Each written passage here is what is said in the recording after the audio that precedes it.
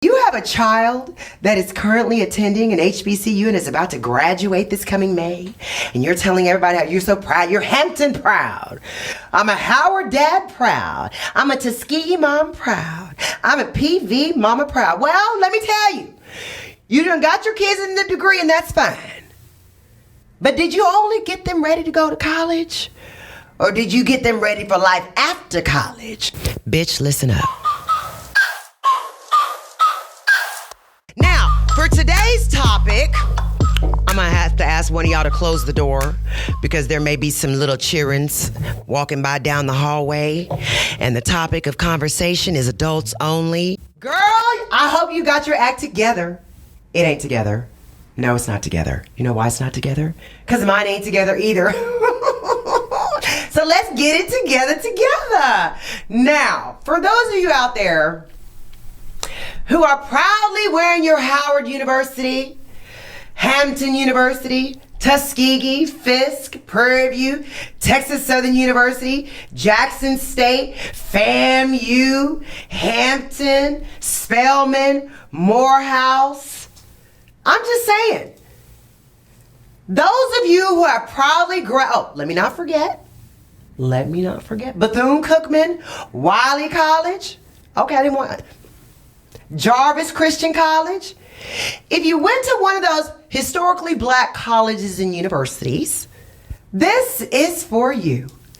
And if you have a child that is currently attending an HBCU and is about to graduate this coming May, and you're telling everybody how you're so proud, you're Hampton proud. I'm a Howard dad proud. I'm a Tuskegee mom proud. I'm a PV mama proud. Well, let me tell you, you done got your kids in the degree and that's fine. But did you only get them ready to go to college? Or did you get them ready for life after college? I'm not talking about life after college, about getting an apartment, or getting a mortgage, or buying your first car yourself without a co-signer. No, I'm not talking about that. I'm talking about now that you've got your wonderful, glorious black child that you debutanted, you cotillioned, you botillioned, you debuted, you presented out. Now that you've gotten them graduated from these wonderful marching band HBCU where they got the Black Foxes and the Oceans of Soul, making everybody popping and locking at the games and stuff, where people go to the games just to see the band and not to see the game because they know can't nobody play. And now that Deion Sanders is left, we know can't nobody play black college football no more. So we're just going out there to go see the majorettes, the Durham majors, and the band. That's all we're going for, and to go kick it and to go wear our Greek letters. Well, I'm here for that life too. I'm about that life. I'm about that HBCU college life. I'm about that North Carolina A&T Bulldog meat is good to eat. I'm about that life. Come on now. However, you must not be raising Black Sally to leave the plantation thinking that she's going to see the Black Foxes or the marching band or the drum majors or the majorettes or any of that. No. She's not going to hear that boom, boom, boom, boom, boom, boom, boom, boom. No, she's not going to hear that. She's not going to see those HBCU games televised on the weekends. No. Only the Plantation's schools are on television. Did you hear that?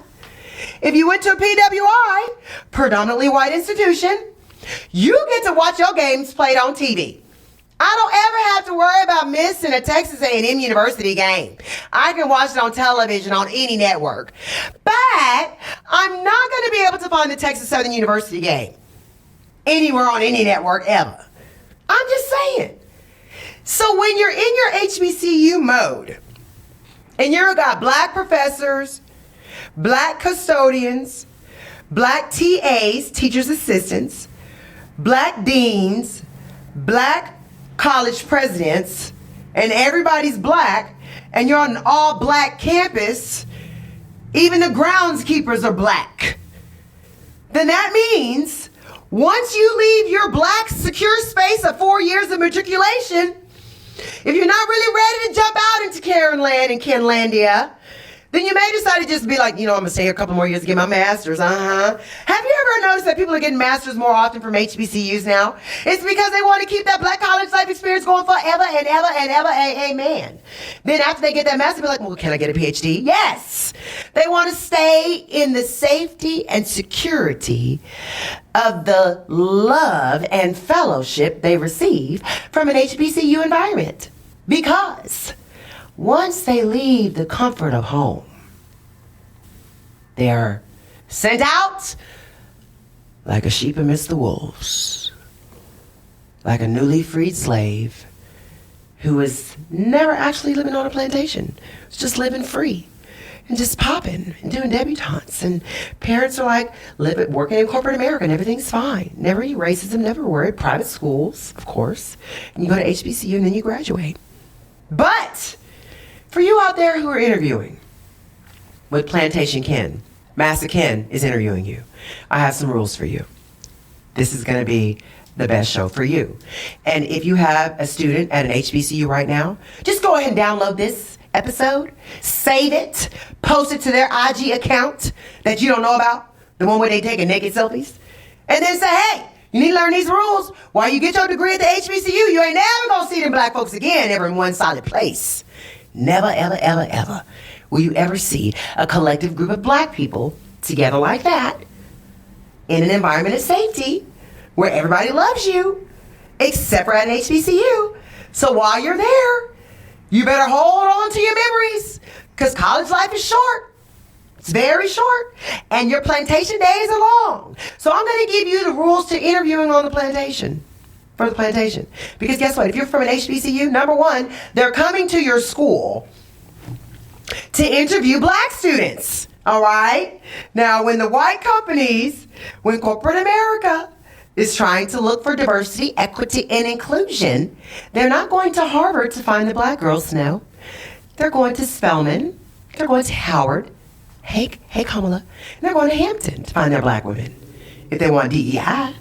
So as a black woman or a black man interviewing for the plantation with Master Ken, who's sitting with Karen as his interview assistant, he's usually in HR, you need to make sure that when they ask you, and I'm speaking from experience, all right, let me just give you a point of levity.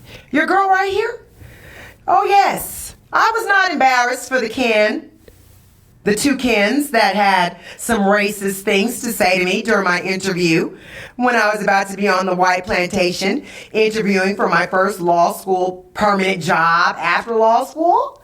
And I had to I got 45 interviews, okay? At one career fair, I was offered 45 interviews, which means out of the 45 interviews that I was offered, I only gave 30. All right, when you're number one, it's just like you have options. So I gave 30 interviews. And of course, these are the 30 of the biggest, largest law firms in the world. I didn't interview with small potatoes. I didn't interview anywhere where it was a state, local, or regional firm. I only interviewed with international law firms, which means they're not headed by black people. Which means if I'm a black girl that went to PWI for undergrad and an HBCU for law school, and now I'm interviewing with Plantation Ken and his assistant, Plantation Carrie, for a permanent job to make over $150,000 a year starting out, then their first question to me was not, hi, please tell us about yourself. Like a lot of the other Plantation Karens and Kens. No. The most plantations that were not used to pronouncing Nyanza. Now, here's how we're going to start this show. When you're naming your kids, parents out there, please think about their name very carefully. Do not name your child anything that's not easy for Plantation Ken and Plantation Karen to pronounce without your assistance, all right? Or to spell without your assistance. For example, children's names, Kennedy. Kennedy, Kennedy, like the president, JFK. Lincoln, Lincoln, like the president, Abraham Lincoln. Now, if you've done that and you managed to name your kids the right name, that's fine. Great. The birth certificate is right. They got the stamp of passing in name only. So now that the name at the top of their resume, which is forever, thank you, Ernest and Joyce, for naming me Nyanza. I'm so happy that they did. Okay? See, because if your black parents did not give you a name that you could really work with, you really got to work hard. I wish my name was Kennedy. I probably would have been Kamala by now. But it's Nyanza, so I'd work with what I had worked with. So the first thing that when white interviewers get your black girl resume and your name is Afrocentric at the top, well, you better have a 4.0 listed right up under there. If it's Funquisha or Shaquita Laquan or Nyanza Lorraine or I don't know. You know, Leticia Latina or whatever. The la is going forever, and the fa, the la, the sha, and the ka is forever in black girl names from the 70s. I don't know why black mamas did it, but thankfully I have an actual African Kenyan name, Yanza. But I say Nyanza because that's what white people were able to say. It's Yanza. Anywhere you go in the world. Except here I say Nyanza. I learned that in first grade when I transitioned from black private school kindergarten to white school first grade, and the teacher didn't know how to say my name. So as a first grader, now here, I'm 6.5 correcting a white woman in 1978 on how to say my name. Thank you, Ernest and Joyce. But anyway, I digress. If you have a white-sounding name on the top of your resume and you graduated from an HBCU, you're okay. But at that HBCU, I don't need you graduating with some 2-point something. You need to graduate with a 4.12 for Plantation Ken and Plantation Karen. Let me tell you why. Speaking from personal experience, one of the largest law firms in the world sent their shareholder to do the interviews. Now, you know you should never send a shareholder to interview incoming interns to the summer associate program for a law firm. Because if you're a shareholder at a big, gigantic, international white law firm, you ain't really been talking to no black people for a long time. You're in corporate. You know, law firms, big law firms, let me just break down law firms to you, just so that you'll know how it works. Most of the people that come across lawyers on the streets, they assume that they either do criminal or family law. I don't. I do corporate litigation, which means that's white boy law. Hate to say it, but, you know, when you're in white boy law, on plantation law, you're doing mergers and acquisition, you're doing M&A, you're doing property, you're doing you're doing the things that you know you have to require lots of brain power. It doesn't require too much brain power to do a divorce. I can do a divorce without looking. Texas already lets us know what the child support's going to be. Criminal, I can do that too. But I don't really want to get robbed by my own client. So corporate law, the big law firms, they don't have family law sections. They don't have criminal sections. No, not on the corporate law plantations that I was working at, that I've always worked at. No big law firms have a family section or a criminal section. So when you see a black girl named Nyanza or Shaniqua or Shanini or Lakeisha or anything hood black, and she's at a corporate white plantation firm, that's a smart black woman. Now, no shade to you criminal and family lawyers. Y'all got to do it whatever way y'all can make it. I do criminal on the side a little bit. I do family law when I need to, but I'm a corporate baby. Okay, so let me tell you about this corporate plantation interview that I had with Plantation Ken. And this is probably why the family lawyers and the criminal lawyers say, y'all can have that corporate plantation mess. I'm going to work for myself. I don't blame you, but I like the coins better on the plantation. So I would like to make over $100,000 from the gate, which means I can't do that fresh out of law school when I don't know nothing. I mean, of course you're going to pass the bar. Of course you're going to make hundreds off through law school, but until you get your butt inside that courtroom and stand up and say, may it please the court, you don't really know what lawyers lawyering is. A bar card does not make you a lawyer. It makes you licensed to practice law. But do you actually practice? So when you're getting interviewed as a little black girl from Thurgood Marshall School of Law with a 4.0, with Mr. Ken Massa, the shareholder from the largest law firm in the world at the time, and he's interviewing you, and the first question he says is, he didn't let the Karen, who's the assistant, who should have conducted the interview, he was so ready to talk to me in the interview that he got beside himself and jumped the gun over the Karen who was supposed to be conducting the interview, the one who was trained in human resources, on what to say and what not to say. Massa Ken out there, if you have hired Karen to be your HR person, let her conduct the interview so you don't say anything racially charged to the candidate and make the candidate realize that her eyes must not roll to the back of her head and have an exorcist moment when this white man is welcoming her to the plantation and saying, all the wrong shit. No. When Plantation Ken takes over the interview, this is what happens. Hey, you have a 4.0. You went to Texas A&M. Why did you go to Thurgood Marshall?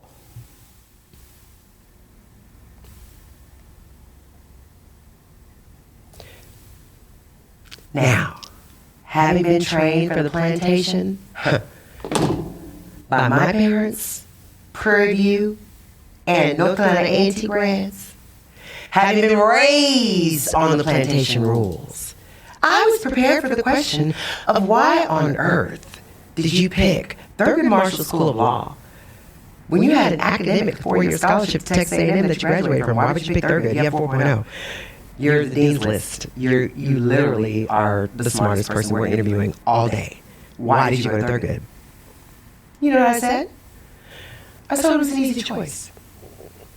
I said, well, I mean, if I could go anywhere in the world, why not go to the place where it was close to home and I knew that if all I was there for was to get the best education possible, then I knew that Thurgood Marshall School of Law was going to give me the very best legal education possible.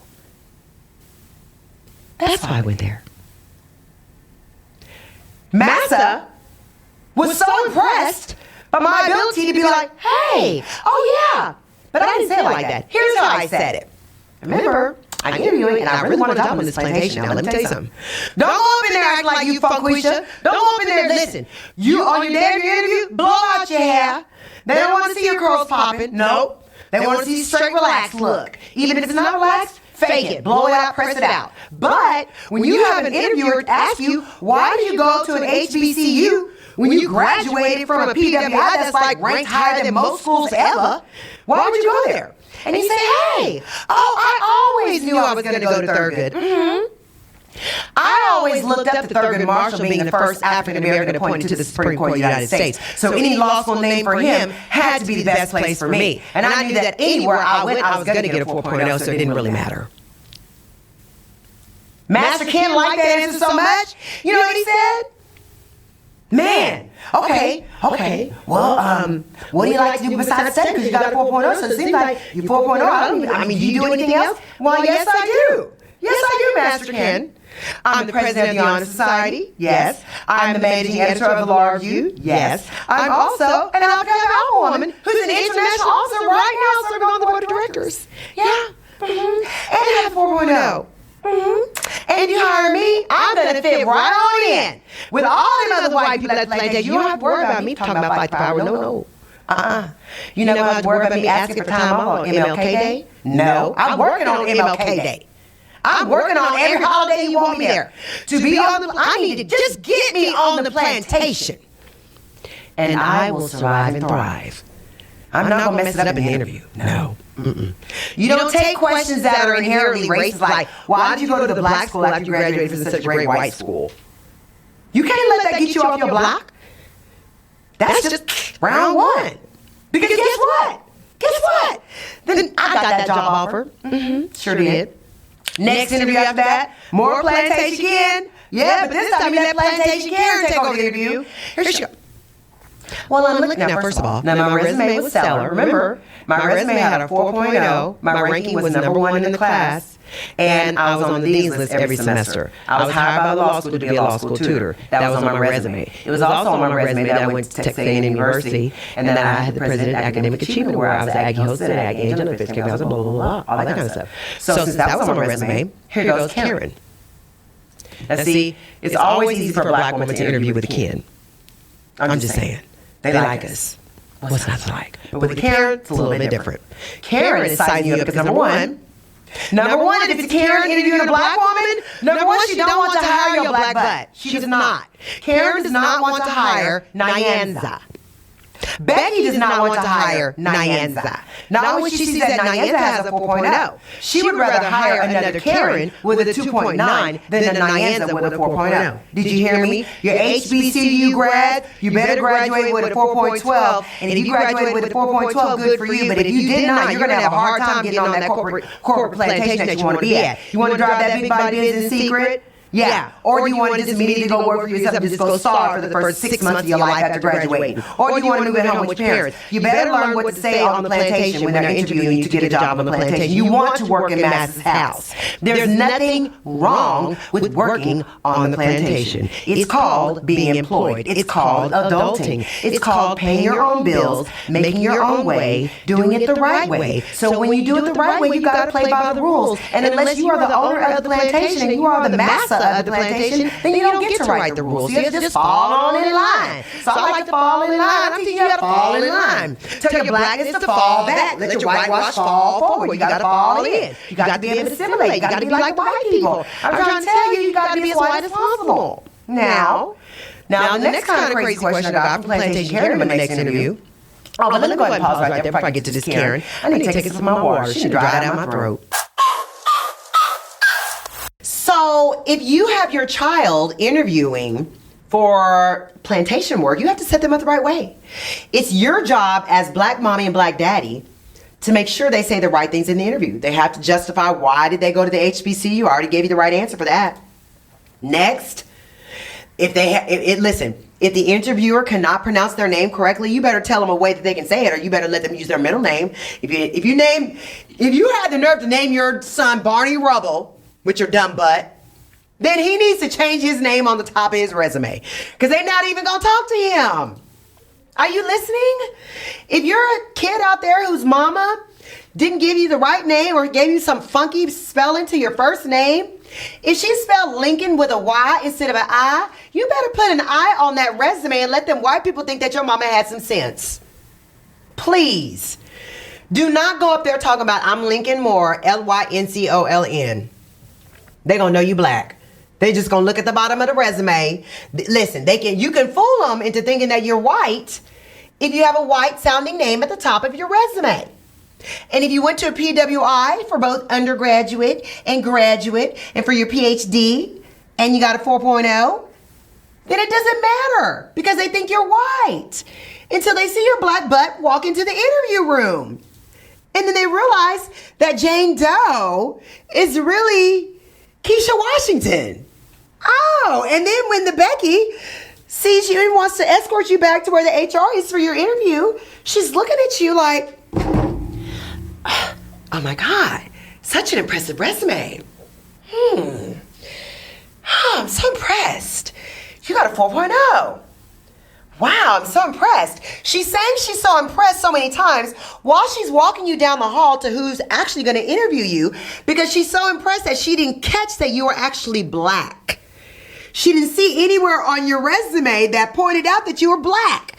You didn't put that you were in a black Greek letter organization. That was smart. You didn't put on there that your real name was Shaquita. That was smart. You didn't put on there that you were really a part of the Black Panthers. That was smart. You left off all the black clubs. You left off all the blackness, and you made your resume on white paper in black letters, and your name sounds white at the top. You with 2 PWIs, you're good. But when she sees you in your face, that's when you have to explain, oh yeah, by the way, I'm black. And when she says, oh, I'm so impressed. I'm so impressed. I'm so impressed. By the 4th time she says, I'm so impressed, that means she's so impressed that she failed to see, because she's still looking in your resume. Where's the blackness? Where's the blackness? Where's the blackness? Can I find a misspelled word? Can I find some subject verb disagreement in the resume? No. It passed the white muster. Okay. Well, let me just walk you back to me, Karen. Miss Karen, Jane is here. And when Becky opens the door for Jane and Jane walks in, Black Sally, hi, Miss Karen. I'm Miss Jane. It's nice to meet you. And holds out her hand. And Miss Karen has to be like, hi, it's nice to meet you too. Thanks, Becky, that'll be all. Okay, have a seat. Have a seat, Miss Jane. Okay, yeah. And then she starts looking at the resume, thinking, oh my gosh, I've got a black woman sitting in front of me. Oh my gosh. I mean, she's the best candidate on paper. But oh my gosh, what are the other Karens are going to say? What are the kids going to say if I actually hire her and put her on to round 2 of the interviews? Oh my goodness, but she has a 4.0 and she graduated from Harvard. Oh my goodness. Okay. So while Black Sally, hence AKA Miss Jane, during the interview, is interviewing and smiling like, my paperwork is right, my transcripts are right, my name sounds right, I got a 4.0, I'm qualified for the job. I'm overly qualified, but not too over to be too much more than the boss that's in charge. But I'm saying all the right things. My skirt is below my knees. I do not have on my Louboutins. I have on my Tory Burch. I have on my Coach purse. That's going on my pearls. I let my drip at home. I'm wearing my little studded pearls. I got on my pearl necklace. I'm wearing all black. And I have a blowout. And I'm wearing pale pink lipstick. Now, if I'm looking like that and Karen says, so, well, you know, gosh, tell me about yourself. And you start telling about yourself in 30 seconds, then you realize she's glazing off. She's not really paying attention. She's like, She's writing a few notes down that really look like they're not real notes or doodles on your resume. Usually when they're taking good notes on your resume, they're making notes on your resume like she's more of the bomb than I thought. Like she's writing down extra stuff that she heard that's not on your resume. But when you got a Karen interviewing you and you're Black Sally trying to pass as Jane Doe, then she's writing doodles on your resume because she's going to doodle your butt right out of that job. She's not going to give you the job. She's a Karen. If you had been interviewing with Master Ken, you would have got the job because you're cute and you're black. He would have been threatened when he realized that a Jane Doe came in here and she's really Black Sally. But she's white on paper, but she's black in my face. But since she's cute, I'm going to give her this job. Miss Karen is not going to give you the job. Mr. Ken will give you the job. And if you're a black man interviewing with Miss Karen, if you're sexy, she might give you the job. Because she's going to be like, look, he's affable. Something to look at. Yeah, something to look at. Okay, Mr. George, you're going to get that next round of interview. Yeah. But for you, Miss Jane, yeah. Well, you know what? Thank you so much. I appreciate your time today. We'll let you know if we're going to move you to round 2. And what you're going to say, because you've been trained, and when should I expect to hear from you about round 2? About a couple of weeks. All right. Well, thank you so much. And you've gotten her card. And immediately when you get your card, you send your thank you note, drop it in the mail, or you send your thank you on paperless post. And then the next day, you get an email. Thank you so much for your interest in this position. We're not going to be able to blah, blah, blah, advance you on to the next blah, blah, blah. And you're like, God, I thought I nailed it. Yeah, you nailed it. You nailed the interview. You didn't do anything wrong, Black Sally, passing as Miss Jane in the interview. You did not do anything wrong being white on paper. But you cannot do anything about the Karen that is interviewing you. You don't know the Karen interviewing you. Before you go and interview for the Plantation, you must, as an HBCU graduate, find out the name of the person who is interviewing you. If you find out the name of the persons or persons that are going to interview you, you got some chance to do some background check on them. Where do they attend school? Find them on social media. What do they like to do? Are they real Candy Karens? Or do they have some black friends sprinkled in on social media somewhere? Do they know what an HBCU is? Go ahead and look and see what they did. Did they go skiing with any black people? What did they do during Black History Month in February? Did they do anything to celebrate Martin Luther King? What did they do? Did they march for George Floyd? Are they a red or a blue? Were they happy with Nancy Pelosi? You got to do some background CIA, FBI intelligence work, recon work before you interview with the Karen on the job. You got to do all your research. You got to make sure who you're interviewing with. You got to make sure that she pledged Kappa Kappa Gamma or Delta Delta Delta. You got to know the difference, because if you don't even know what those are, then you're not going to get the job. You got to be able to meet a Karen on her level. Listen, you better become whitewashed. You better know more about their school than your own school. You better know about their kids' private schools instead of your own kids' private school. You got to know about their favorite football team more than your own favorite football team. You got to know more about their alumnus status than yours. You get my drift? You got to know more about your interviewer than you know about yourself. You must know more about the Karen that is interviewing you than you know about yourself to get past round one. If you graduated from an HBCU, you need to have a 4.12, and you need to not be named Nyanza, unless you got a 4.12, and you're the best interviewer in the world because your parents have set you up for interviewing with Plantation Ken and Plantation Karen, just like my black mama and daddy did. So I know what to say and I know what not to say. You got to be a team player. You got to be able to work with those future races that they know are already on the plantation waiting to haze your black ass when you get there. So when you're in an interview, just make sure you smile. If they use some microaggressions, just smile. If they say something racist, just smile. If they say, why are you so black? Just smile. Do you have any white in you? Just smile. Can I touch your hair during the interview? Say yes. What is that product that you got in your hair that makes it so shiny? Say grease. That's what they want to hear, even though it's not. We haven't been using grease for like 100 years. Okay? But all you got to do is make it past the interview. Once you make it onto the plantation and you get to your orientation and she's signing you up for your benefits, signing you up for everything, wondering where you live, getting your driver's license and your passport, when they're going ahead and make sure your citizenship papers are legal, why don't you use your passport as your government document instead of just your driver's license or your birth certificate? Use your passport so that Plantation Ken and Plantation Karen know that you're well-traveled.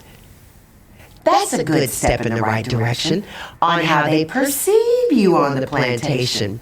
You're going there with a blowout.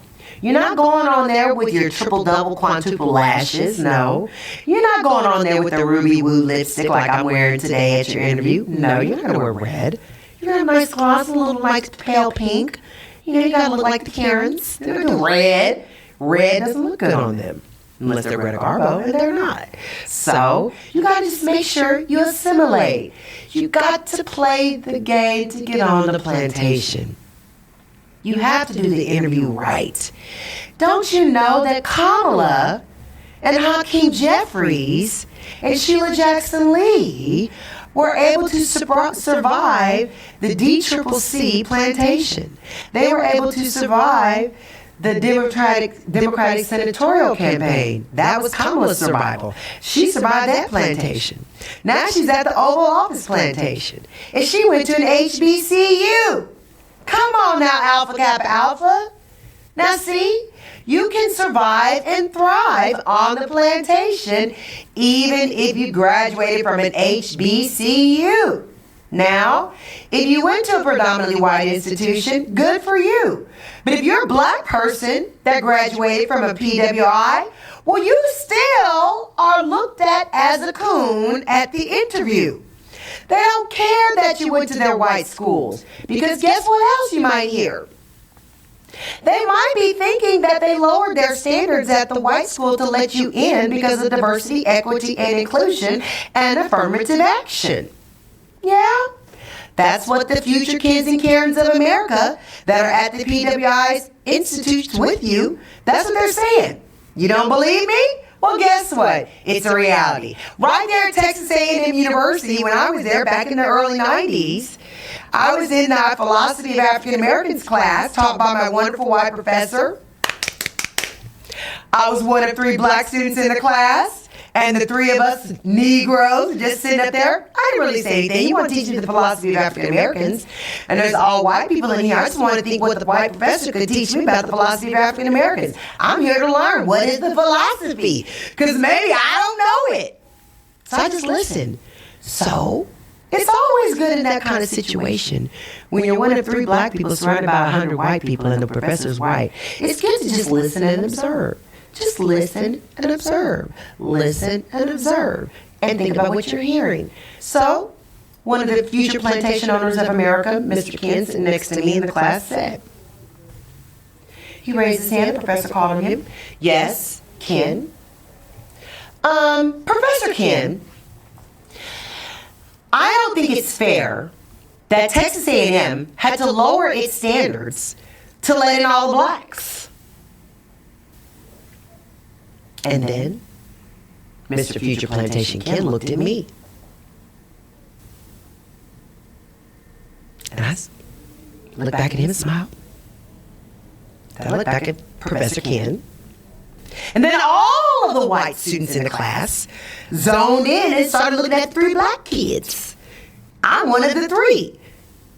And I was like, oh, is this meant for us to answer? So I said, okay.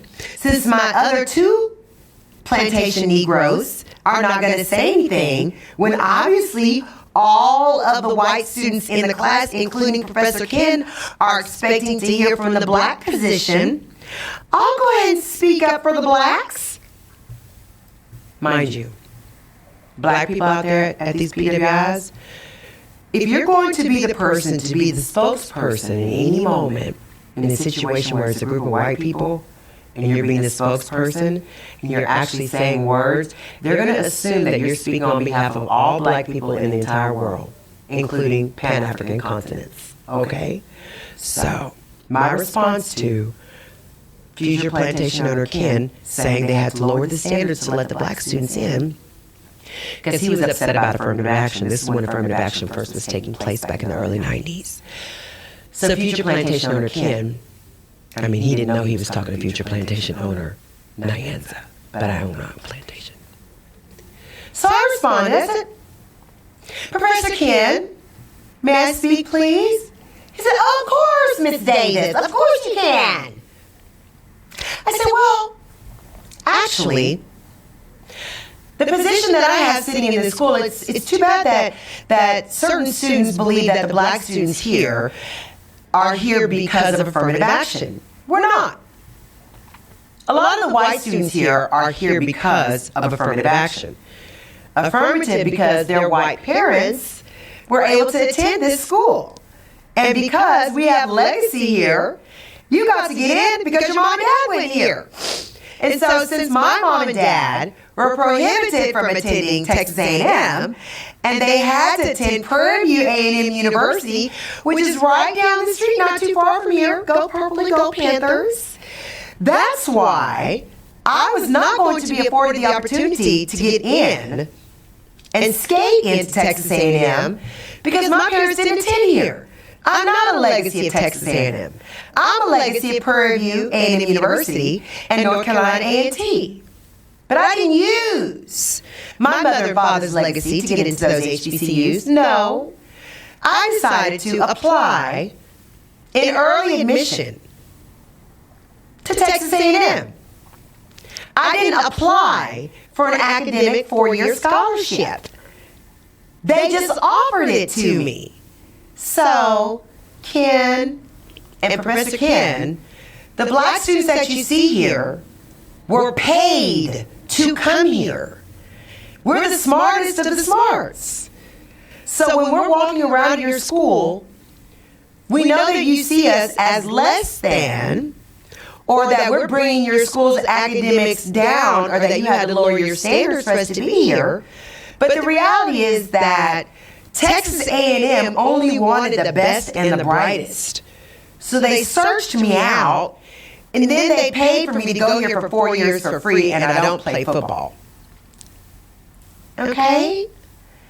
So that's why I'm in philosophy of African Americans, because I wanted to hear what the philosophy of my colleagues were. You know, I needed to hear your philosophies. And now that you've heard the philosophy of this African American, I hope that it's beneficial to you so that you can see black students differently when you're walking across Texas A&M University's campus here in College Station. See? That's how you got... I did that in undergrad. So when you got these white people up here, and you got these Karens, you got these Kens, it starts early. I went to debutantes over the seasons. Cotillions, batillions. We've been seeing all the pictures pop up of all these black people with their kids going off to these colleges and universities, all these acceptance letters that are coming. Well, you black parents out there, if you're sending your kids out there to these HBCUs and these PWIs, and you thought that all you had to do was get them ready academically, you were way off your mark. If you only were concerned about their grades and not concerned about how they're going to deal with these kids and these carers and these PWIs that don't think that they belong there, or these kids and these carers, these PWIs that think that they are taking the spot of another white person's spot just to be there, or that they want to say down with affirmative action, well, then you need to make sure that you set up little black Sally to be ready for what she's going to hear at these PWIs. Don't send your child off to Harvard. Don't send your child off to Cornell. Don't send them off to Columbia or Georgetown or Stanford or Texas A&M ill-equipped for what they're going to be met with these white kids. These white kids don't want to hang out with your black kid. No, they don't. Your black kids need to go there thinking, I got to make some new friends up in here. I got to make some friends with these Karens. Because let me tell you this, ladies and gentlemen. Here's what happened on my first day at the plantation called Texas A&M University. Before school started my freshman year in 1990, after fish camp, I'm sitting out in the Memorial Student Center by the fountain, minding my own little black girl business, so excited to be an incoming freshman at this wonderful PWI that's ranked in the top in the country, that's got almost 50,000 students and about 6 black ones, and of the 6, about 3 are on the football team. So now I'm there on day one like, okay, everybody's white. I just got back from fish camp. I had a great time. This is great because all my friends were white in high school. I had black friends and white skin friends. I did not have a problem assimilating. Okay? All my friends were Karens and Beckys in high school. So when I went to Texas A&M, I wasn't used to being around Karens who had not been around black people before. Because all of my white friends had been around me. So I thought that everybody white understood how to be around black people. No, all white kids that go off to the plantation, some of those plantations, listen, the Klansmen and women are sending their kids to these PWIs. Okay? The Klansmen and women are sending their children to go to school at the school where you're sending your black kid to go to school. So when their Klans children are going up there to get their degree and they're sitting next to your black child, they're going to ask some questions if they've never seen a black person up close. From a blonde-haired, blue-eyed Becky, sitting next to me at the fountain. The first day I set foot on the campus of the PWI that I so proudly graduated from, I was writing something down on my notebook, and she could tell. She saw my hands. She looked. She was sitting so close to me, right up on me. She saw my hands. She said, excuse me, can I see your hands? I said, sure. And I did like that. She said, no, the other side. And I flipped my hands over to the right side, palms up. She said, oh my goodness. I didn't know that your hands were white on the inside. I said, well, yeah, they are. I said, and guess what else? The bottoms of my feet are white too. She said, really? I said, yeah. All black people, the palms of our hands are white and the bottoms of our feet are white. She's like, oh, I didn't know that. I said, She said, oh, that's... And I could tell she'd never been up close to a black person. So then I was like, I'm not mad at her. So I indulged her. I said, you know what? Let me tell you something else. All black people are not the same.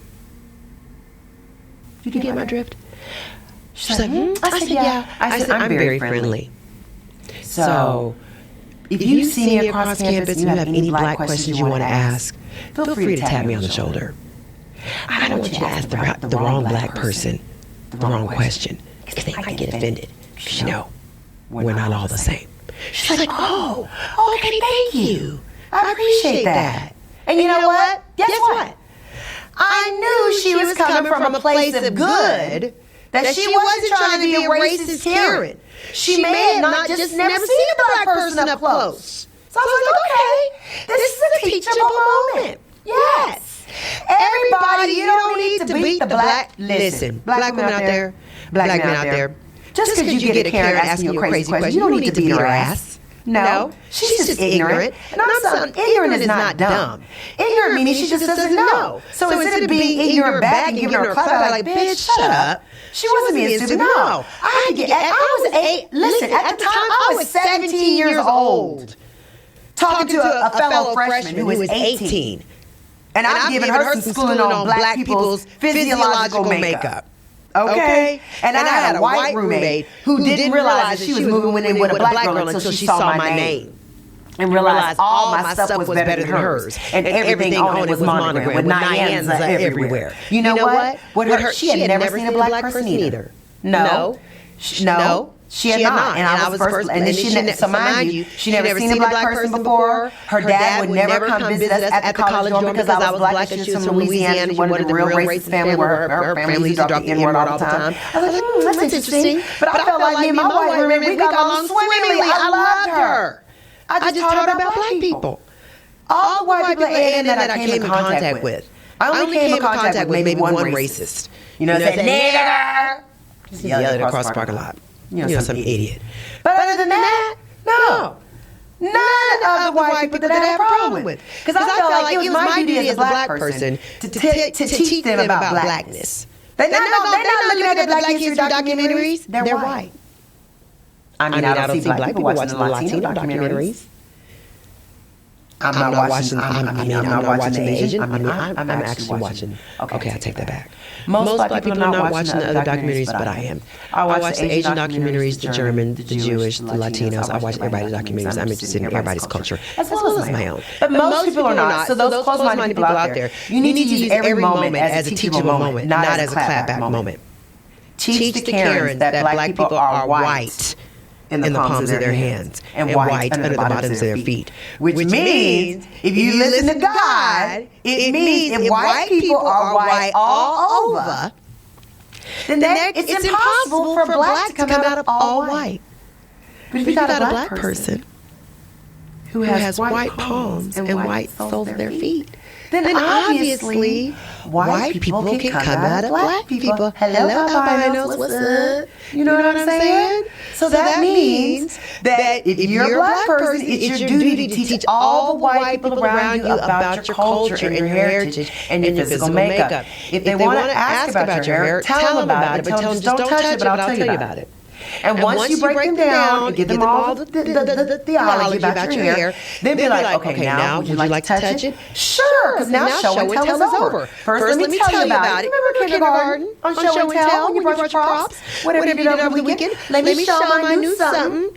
Let me tell you all about it. Now, would you like to pet it? Yes, pet. So, you got some Beckys and some Karens, some future Beckys, some future Plantation owners of America. Use your children.